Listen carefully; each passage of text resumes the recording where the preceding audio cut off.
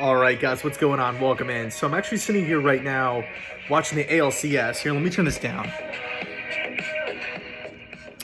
Tampa Bay Rays, Houston Astros, right? Houston just took the lead 4-1. Pretty bummed out about that, but I digress. I've been texting with a couple of my buddies, right, diehard Jets fans here, about the possibility of current general manager Joe Douglas trading former third overall pick Quinnen Williams, right? Not former third round pick, third overall pick. Because if you've got, if you checked out Twitter lately, you've probably seen the rumors, the rumblings saying that right now the Jets organization, they're leaning towards being 100% locked in for the number one overall pick. It's gotten to that point that the Jets are in 100% full tank mode. So it begs the question, if you are a tanking team, normally these tanking teams trade away all of their assets, right? And I'm talking about tanking for the number one pick. You're tanking for one guy specifically. This year it's Trevor Lawrence, obviously, right? Clearly. So again, it begs the question, will Joe Douglas move Quinnen Williams? Because this is a dude who, when you look at him from a potential standpoint, his, no pun intended here, but his ceiling is through the roof, right? He can be a superstar one day. People compared him to Aaron Donald coming out of Alabama. This dude eventually can be dominant. Remember, he's, I think, 22 years old, 21 years old. The guy is an extremely, extremely young NFL player. He was dominant in college.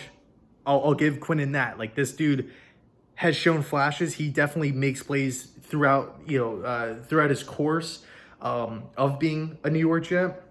Throughout his Jet career, like, you'll have really, really solid plays where he just blows it up instantly. But it's just a matter of consistency with Quinnen. It's a matter of overall production because, let's face it, Quinnen Williams, I love him, right? I would not trade him personally, just getting right to the point. But the production, there's a question mark there, right? He's shown, there's been good games, there's been bad games, there's been games that he doesn't play, there's been games that he doesn't start.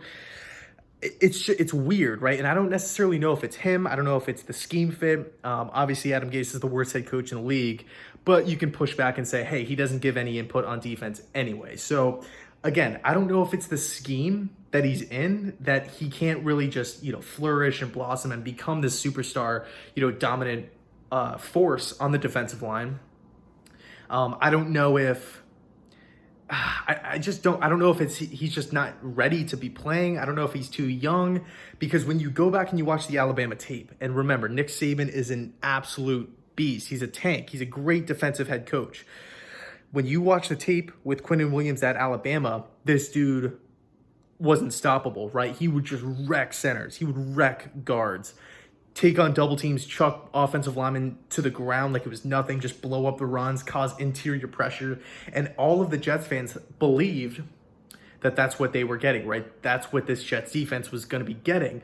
I'm not saying, oh, he's not Aaron Donald, so I'm disappointed. But a lot of, the fan base was convinced, the fan base was sold by a lot of people out there, including myself, that Quinnen Williams was going to come in and just immediately be a plug-and-play player and be able to, not only just shed blocks, but just destroy opposing offenses' game plans, right? Especially up in the middle of the offensive line. So now we're at this point, right? 2020, winless, 0-5, early October. We got Miami Dolphins this Sunday in Miami, 4 o'clock kickoff. And there's talks about him being traded, right? Will he get traded? That's the big idea, or that's the big, premise here. Will Quinnen get moved at the deadline? And I got to be honest with you, I think the Jets will hang on to him. I could be wrong on that. I'm not, I don't know anybody close to the situation at all. This is just a 100% guess here. But I think when you look at the contract information with Quinnen, he's only in year 2. He has so much room to get better. You do not want to give up on a guy who's not even, is Quinnen Williams 22, 21 years old? He's so young, and he dominated in the SEC. Personally, I would not give up on him, right? He is essentially 2 3/4 of his contract still remaining. Plus, you have the 5th-year option with him. Let's see what this dude can do with another coaching staff, right? Because let's face it, we all know Adam Gase will not be here. That probably means another defensive coordinator will be walking in the building as well. Or it could be a defensive head coach. We'll see. We'll see. I don't know. But kind of getting ahead of myself. But all I'm pretty much trying to hone in on is I personally, if I was Douglas, if I was running the show, I'm not trading Quinnen Williams. I'm not trying to flip him for like a second-round pick or a late first-round pick. We already have... we have our first-round pick, obviously, and second and third-round picks. But we also have Seattle's, right? We have Seattle's 1 and we have Seattle's 3.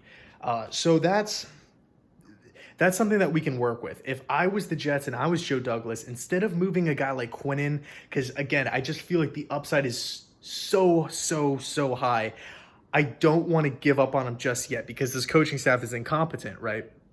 This coaching staff has struggled to develop players. I pretty much am listening to offers with everybody else outside of Mekhi Becton.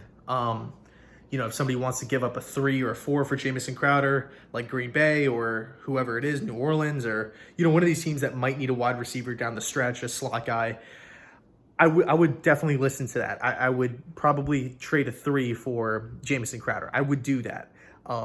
But the thing is with the Jets is like they don't have a lot of weapons to begin with. They don't have valuable pieces. It's not like a team like Minnesota or Atlanta where if they flip the switch midway through and say, you know what, maybe we want to be in the Trevor Lawrence sweepstakes as well. We can't go off and trade an Adam Thielen or, a Dalvin Cook or something like that, even though Cook is probably not going to happen because of the extension that he just signed. But again, I digress. I'm rambling here.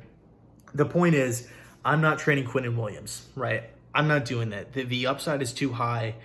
I think if we start getting into the mindset of, sell. We need Trevor Lawrence that bad. We need him this bad. We don't want to be this organization that's just clinging to the hope of Trevor Lawrence. We don't want to do that. And yeah, we can point to Miami and say, hey, you know what? They did the same exact thing with Tua. They traded away everybody and they got Brian Flores in the building. And the main goal, it seemed like the main goal of last season was lose games, get Tua. But then they started winning games down the stretch and they still ended up with Tua. So, but I will say this, I don't think Trevor Lawrence will fall in this draft. I really do not think that at all. I think 100% he's going number 1. So I'll leave it there. Let me know your thoughts down below in the comment section. If you were Joe Douglas, if you were in charge running the show here, would you trade Quinnen? Again, I would not. I'm in love with the upside. I want to see him with another coach first before parting ways with him. It's not like he's getting paid $15 million a year or anything crazy like that. It's a rookie contract and he still has, the rest of the season to prove something. He still has 2 more seasons after that to prove something. And then worst case scenario, 5th year option.